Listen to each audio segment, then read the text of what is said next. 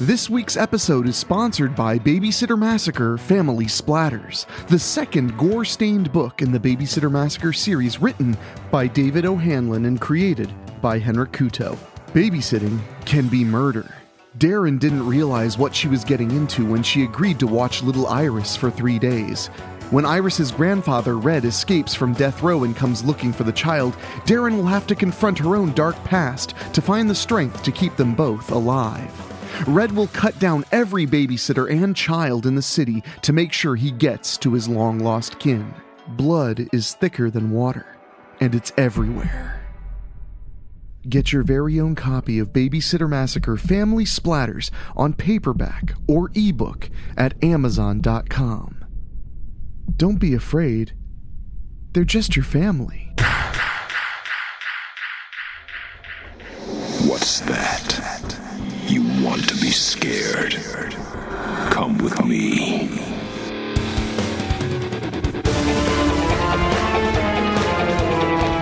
You will experience tales of horror, ghosts, and death. It is not recommended for the weak at heart.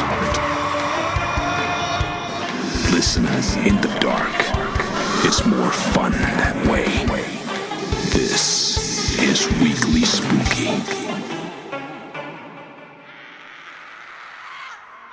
Well, hello, my friends. It's Wednesday, and you know what that means. It's time for your dose of spooky on the Weekly. I'm, of course, your host and narrator, Henrik Kuto, and we have a summer's day filled with fun, sun, and horrors. But before we get to that, I just want to say thank you so much for listening to the show every single week. Every Wednesday we have a brand new episode for you, and if you enjoy the show, please subscribe on your favorite podcast app or on YouTube or wherever you listen to the program. And if you get a chance, go to WeeklySpooky.com and throw us a little love. Whether it's an email, we are always open to new contributions, new short stories to read on the program, or you want to do something a little bit more directly supportive, such as buying some merchandise or supporting our Patreon, or maybe even just sending us a little tip. It sure does mean a whole heck of a lot, so thank you so much. You may have noticed I said heck of a lot just now. That's because this week's story is kinda sorta safe for kids to listen to. You see, I started thinking about this story a lot over the weekend while I was working outdoors. I was filming a movie in the great outdoors, away from civilization, and just getting a whole lot of sun, stomping around through creeks, and really just feeling very outdoorsy. And that made me start thinking about my youth, about going on a lake trip, about going on a little camping expedition, and how all you want to do when you get to a new place, when you get to a new lake, to a new river, to a new forest, is explore. You have to know what's out there, right? Well, what if what's out there is something you honestly would have never guessed, not in a million years? And that's what tonight's story's about, so enjoy it, and I'll be back afterward to talk with you for a little bit. But for now, let's all just sit back, stay cool, and listen.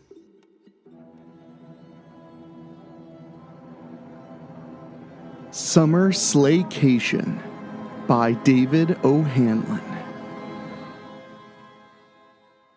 The plan is simple, Henry Stout said around the butt of his cigarette. We take the canoes across the lake and into the cypress maze, and then it's just a short hike to the Miniwinian bunkhouses. What if we get lost? Lance Calavera snatched the smoke from Henry's mouth. It's called the maze for a reason. Henry scratched at the patch of bristly hair he called his beard. I've done the maze 3 times. I can get us through. Henry was on his 4th stay at the Living Grace Rehabilitation Camp for youth offenders. The 13-week camp was developed by Pastor Frank Oppendecker to put kids on the straight and narrow through Christ. If that didn't work, the former Marine Corps drill instructor had more inventive ways to grind the little pukes into productive members of society. The Cypress Maze was the final test for all the teens that entered the program. If they failed, they completed their sentences in a juvenile detention center. It was a one-time deal. Normally. Father O, as the delinquents called him, took a special interest in Henry and brought him back every time he reoffended. He saw Henry as the camp's one and only failure. Henry saw the camp as a grueling but welcomed reprieve from his home, a dilapidated trailer park outside of Russellville called the Green Mile. "Yeah, you've done the maze," Lance said, "but not at night." "Then stay here," Henry threw his hands in the air. "Maybe Father O will let you polish the pews for morning service. The rest of us are going to the Mini-Winnions. And then we'll see." Ted Vang cupped both his hands to his chest, as if cradling breasts. "Seriously, Ted?" Dexter Brown shook his head. "With those glasses, you can see them from here." "Too many trees in the way." Ted adjusted his glasses over his plump cheeks. "Ted's right," Henry smirked. "The senior house is responsible for bed checks and lockdown, so they hit the showers last. That's when we'll strike. We throw the bombs through the windows, and they'll all come out running." Dexter held up the Polaroid camera. "And I'll get the photos to make sure we all get a good look and don't miss out on anything." "What about the counselors?" Jimmy O'Reilly, always the pragmatist, asked. "They're going to come running too. These babies aren't exactly subtle." Jimmy tossed one of the devices between his hands. It wasn't much bigger than a thermos, with a main body of papier-mâché over chicken wire with 4 thinner cardboard tubes attached to the sides. A waterproof fuse snaked from the top of all 4 and came together in a braid with that of the main device. The entire package was wrapped in black electrical tape for easy concealment on the moonless night. Jimmy's unsettling interest in things that went boom were what landed him in the camp. "Spaz'll take care of that," Henry reassured them. Marco Spaz Reynolds tugged at the ends of his shaggy mane and rocked in place, giggling. Yeah, I got something to keep those pesky counselors out of our business." Father O handpicked all the campers. He wanted to challenge himself as much as the youths. Whether it be Henry's seeming inability to rehabilitate, Ted's obesity, Dexter's unwillingness to apply his genius IQ, Jimmy's authority issues, or Lance's temper, each of the 6 teens offered him a chance to prove his faith. Spaz was no different. He grew up in a satanic cult that were currently all facing charges of kidnapping and cannibalism. There was no evidence that Spaz had been involved in the cult's crimes, but it didn't matter. He was still a devout devil worshipper. The raised flesh of a pentagram branded on his forehead made Spaz a poster child for the program. If Father O could reform him. "Okay," Lance said, "let's stop talking about it and get moving." He grabbed one of Jimmy's devices. "No one gets hurt, right?" "Maybe their feelings," Jimmy shrugged. "It's all smoke and sparks and some little pops, just enough to make them think there's a fire." The 6 boys made their way to the door of the cabin, and Dexter poked his head out first. The pastor's cabin was dark in the distance, opposite the oppressive structures of the obstacle course. Dexter nodded the all clear, and they eased through the screen door one after the other, careful not to let the rusted spring slam it shut. The rubber band of Ted's slingshot twanged softly, followed by the unavoidable pop of a light bulb shattering. Jimmy stretched his neck to watch over the bush for Father O's lamp to come on. When it didn't, he tapped Ted's shoulder. The portly Mongolian fired another stone at the second light positioned over the rack of canoes.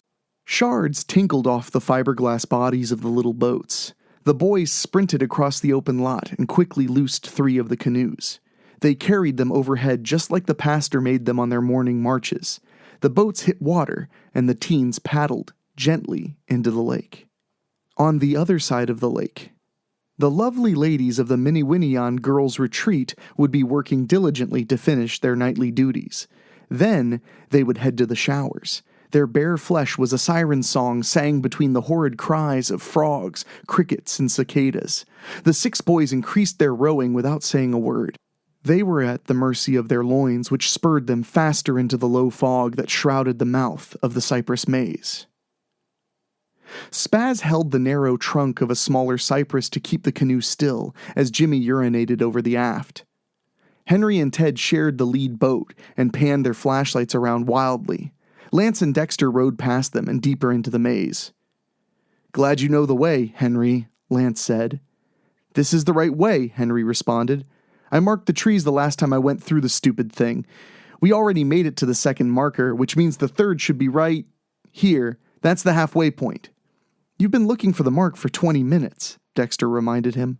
"The girls will already be dried off by the time we get there." "They'll still be naked, though," Ted reassured them all. A sudden splash broke up their debate and was immediately followed by a profane cry and another dynamic entrance into the marsh. The 4 teens turned their lights in the direction of the commotion. The red bottom of the canoe was facing up and rocking in the turbulence. The lights danced over the surface of the water and converged on the face-down body that drifted away from the boat, lazily. "Oh, damn!" Dexter went to work with his oar, rowing them backwards. "Hold on, Jimmy, we're coming." The canoe must have come down on him when it flipped.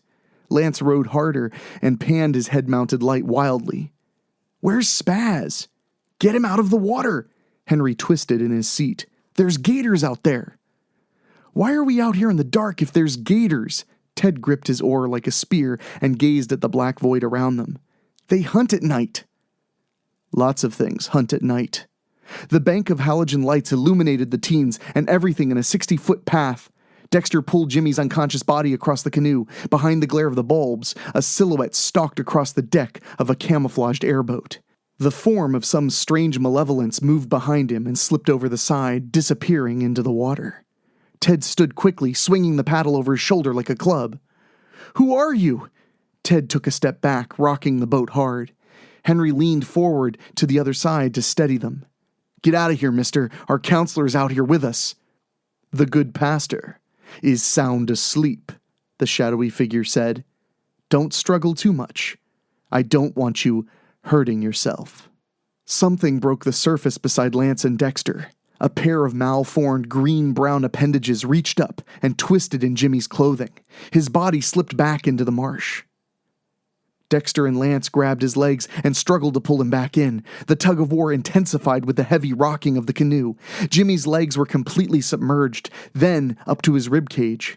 Suddenly, the boys were airborne. They popped their heads above the filthy water, coughing and rubbing their eyes clear. Jimmy bobbed beside them. They reached for him in unison. They screamed that way, too, when the bisected body of their bunkmate tipped over and sank into the abyss. Dexter watched in horror as Ted and Henry were knocked into the marsh. A net sailed from the airboat over them, and something beneath the surface gathered it, dragging it back to the man hiding behind the lights. Lance disappeared with a quick splash. Dexter swam as hard as he could. He didn't care if he was swimming toward camp or the Mississippi, just so long as he was swimming anywhere that wasn't the cypress maze. Something snagged his shirt. He felt the barbs dragging through his flesh, but forced himself onward. Then, he was underwater. And he wasn't alone. The house sat on a tiny island in the back of the bayou away from prying eyes. Sawgrass obscured the boundaries where land met swamp and the tiny dock at which the airboat rocked sedately. The ramshackle 3-story was built shortly after the Civil War and abandoned for almost as long. Portions of the roof sagged, and others had collapsed long before and were patched with tarps. Glass was long gone from the windows, and the breeze whistled across the edges of the century-old shards that remained. 2 rusted water tanks had been converted to hold gasoline for the generators, and 3 windmills provided the rest of his electricity. The owner stretched his aching limbs. The isolated home was the perfect location for the laboratory and the clandestine aims of his research. It was not so easy on his ailing body, however. He wrung his arthritic hands and worked the blue nitrile gloves over them with a pair of sharp snaps. He checked his reflection in a grimy mirror. Its surface shook with the constant rumbling of the generators. He'd forgotten surgical masks on his last trek into town. Not that it would matter once the procedure was complete. He adjusted the paper cap over the few remaining patches of vomit yellow hair and the unfortunate results of the last treatment. He would succeed soon. It was a shame the one boy was torn in half, but science came with losses. No one cared how many monkeys got vivisected in the name of medical advancement. Teenage boys were just as abundant and equally expendable. One of them was advancing at an exponential rate already. The previous summer's campers were failures, but they did get him closer to his goals, and he was certain that this was his year. He wiggled a tooth in its socket with his tongue. It clacked off the floorboards next to his feet. If he didn't succeed this year, there wouldn't be enough left of him for another harvest. He padded up the stairs, feeling each step rattling his fragile bones. The boy in the suspension tube was showing amazing cellular response. The other had not been so compatible. The doctor watched 2 of his previous failures dragging the corpse to the window to push it over the sill. A splash let him know they'd made their shot. The 2 creatures slapped each other's backs wildly and screeched with excitement. Baboons were so easily pleased, even ones that weren't entirely monkey anymore.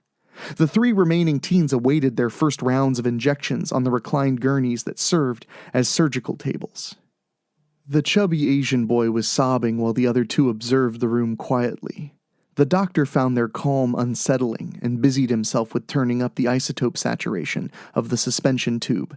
The disfigured teen floated in the irradiated solution beneath the glow of ultraviolet lamps that shimmered between the lily pads floating at the top of the tube. The doctor tapped the glass until the boy's eyes opened. "You are a marvelous creature," the doctor said. His 2 servants bounded closer to him. Leaves pressed through their green-gray hairs with coiling vines dangling from their aged faces like unkempt beards. They were his first successes and his only companions. The doctor patted their heads. "Go feed your siblings.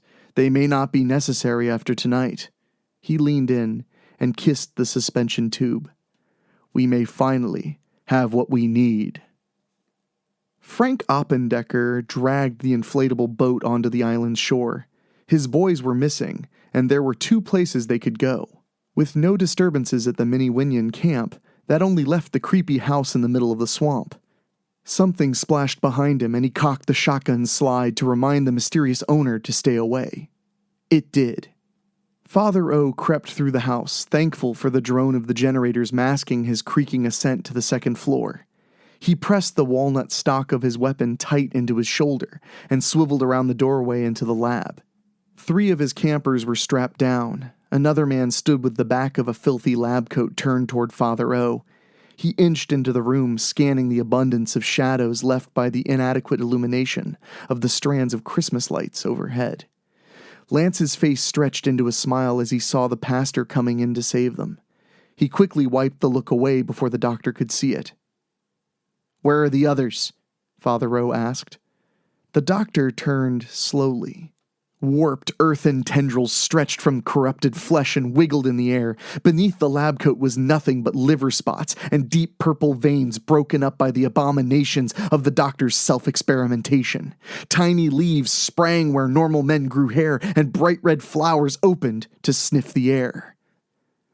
"You never come to visit anymore, Francis." The doctor ambled closer to Father O with his arms outstretched. "I mean it, Dad. You can't take all of them." Frank lowered his weapon. "I thought your experiments were running amok again. I should have known it was your gluttonous zeal for this blasphemous perversion." "Dad?" Dexter tried to sit up, but the straps binding him to the table just turned it into an awkward twitch. "Father O, what's he talking about?" The pastor ignored him. The doctor pinched the embroidered pocket of his coat and wiggled it in the direction of Dexter. "Dr. Werner Oppendecker. I'm sorry, I should have introduced myself sooner." Werner turned to his son. "Does it make life easier, Francis, going through it blindly accepting magic instead of reaching for obtainable knowledge in the realms of science?" "Save me the Thanksgiving disappointment debate, Dad. Cut them loose." He jerked a thumb toward the suspension tube. "You can keep that one, but these 3 are going with me. Where are the other 2? "Dead, I'm afraid. And you're not taking my subjects. I'm too close this time, Francis. I've destroyed my cancers, though with unfortunate side effects. These hooligans that you brought me will take the procedure to a level that will end all human suffering." "Human?" Lance grunted. "Humans don't grow lilies on their skin, you nutjob. You're not human." "And our ancestors were not apes." Werner turned, and the woody tendrils reached out to caress Lance's face. "They were more, and so shall we be. I am no longer just a man." Werner twisted away, letting the appendages scratch Lance's cheeks as he made his way to the tube. He slapped the glass. "Evolution is an undeniable reality, and I have harnessed it. Human and plant will come together to create a human that never ages and is immune to all of our horrible diseases." Meat and veggies all in one dish? Dexter said. Sounds pretty crazy to me. Don't you think so, Ted? Ted cried louder in response. I think he agrees, Lance said. I'm not screwing around, Dad. Father O raised the shotgun to his hip. I'm taking the boys back with me. I knew you'd say that. Werner smiled as best he could with so few teeth remaining. You should have paid more attention in school, son. Plants communicate. With pheromones. The floor collapsed under him and the shotgun boomed as he fell through. The shrieks of the two baboons mingled with Father O's screams until they were the only sound remaining. Lance stared at the mad scientist clutching the tight cluster of buckshot holes in his abdomen before he toppled over. Werner's face splashed into the pool of water streaming from the holes in the blood-splattered suspension tube. The glass spiderwebbed around them. Fissures raced along the surface until the weight of the fluid tore the pieces away in a fantastic crash of falling glass and rushing water. He struggled to get a hand free of the straps while the mad scientist screamed at the disaster. Success. Lance quickly undid the buckles across his torso and proceeded to free Dexter. They worked in tandem to release Ted, who immediately curled into a fetal position. I want to wake up, now, he cried. I'm sorry I tried to look at the girls. I just want to wake up. We don't have time for this. Lance slapped Ted's cheek with no result aside from a raised handprint. Come on, Ted. We have to run, now. Better idea. Dexter kicked the brakes on the gurney's wheels. That works. Now let's get out of here. They pushed Ted toward the doorway as fast as the rusted, squealing wheels would roll. One of the plant monkeys sprang through the hole in the floor and blocked their path. Its mossy-covered lips peeled away from piercing fangs. Lance slid like he was stealing home base and kicked it back into the hole. The creature's terrified shriek was replaced with Lance's own as gnarled root-like fangs dug into his leg. The second beast emerged from broken floorboards. Tiny buds bloomed among its stiff hairs, revealing snapping floral mouths full of adhesive fuchsia fingers. Even the plant-based parts of the monstrosity hungered for flesh. It launched itself out of the hole and straddled him. The creature tried to pulp Lance's skull and narrowly missed. Dexter seized it by the thick coat of its back, only to be attacked by the miniature mouths hiding there. The plants tore into his hands and held him tight while the baboon's jaws snapped inches from Lance's throat. A horrible, chaotic orchestra of howls, shrieks, and unintelligible shouting played below their battle. I'm sorry, guys. Ted Vang rolled from his stretcher and darted for the window. I just wanted to see boobs. The towering green form lumbered across his path. Twisting vines of inching-long thorns hung like living dreadlocks around its verdant face. Scales of bark sprouted along the angular jaw and, in the center of the thing's forehead, was the raised lines of a pentagram. Ted held his arms up defensively. Spaz? Is that you? It's Ted. We're friends. Right, bud? Right, Spaz hissed, before his new hair ensnared the portly camper. Spaz's chest opened with a sticky slurp and he jerked Ted into the maw head first. Spaz snapped around to the remaining campers as they fought with the baboon. He stomped toward the fray.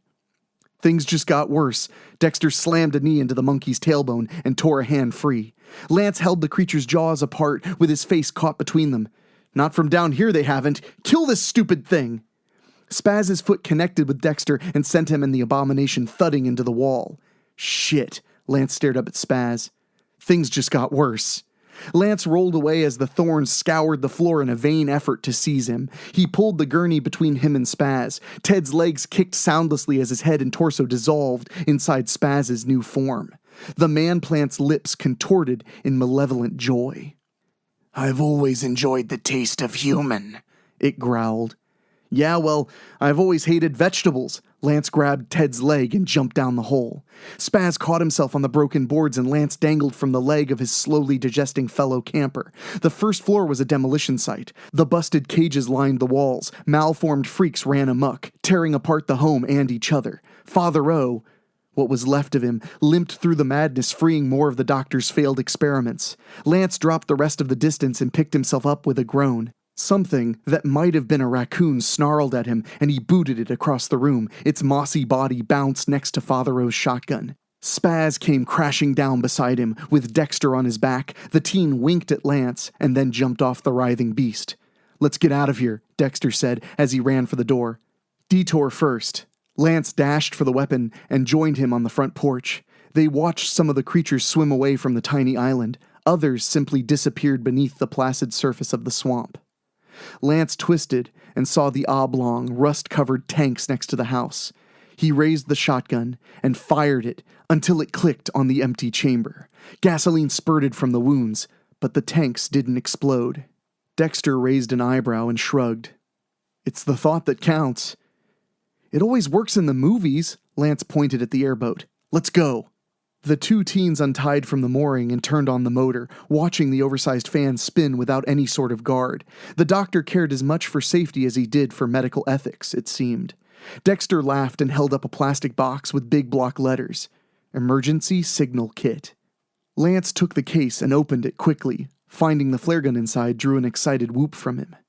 Bet it blows up now, Dexter said. He moved them away from the dock gently as he got the hang of the controls. The boat rocked hard and the boys spun to see Spaz climbing over the side to join them. Dexter jumped from the controls and body-checked him before he could get his balance. The fan blades caught the vines and diced them. Lance and Dexter exchanged glances. Dexter ducked under Spaz's swinging fist and dropped to the deck behind him. Let's toss this salad, Dexter shouted. Lance jumped over the steering column and kicked Spaz with both feet, sending him careening over the prone Dexter and into the fan. Spaz's mulched remains sprayed behind the boat as his body passed through the oversized food processor with ease. Let's toss this salad? That was the best you could come up with? Lance laughed. Dexter scooped the flare gun and slapped it against Lance's palm. Shut up and burn the house down already. Gladly, Lance sat up and fired at the tanks. They watched the fire spread through the tall grass. It moved placidly until it met the dried, ancient timber of the house. The structure flared like a match head, spreading its light across the black water. Somewhere in the swamp, a baboon cried out as it watched its home burn. Think the girls have taken a shower yet? Lance asked. Probably. Dexter turned the steering wheel. Can't hurt to double check. The fuel tanks exploded behind them, but they didn't bother looking back. Dexter sped up, maneuvering through the bayou. The experiments were loose, but at least the doctor wouldn't be making any more. They would tell the authorities what happened. Eventually.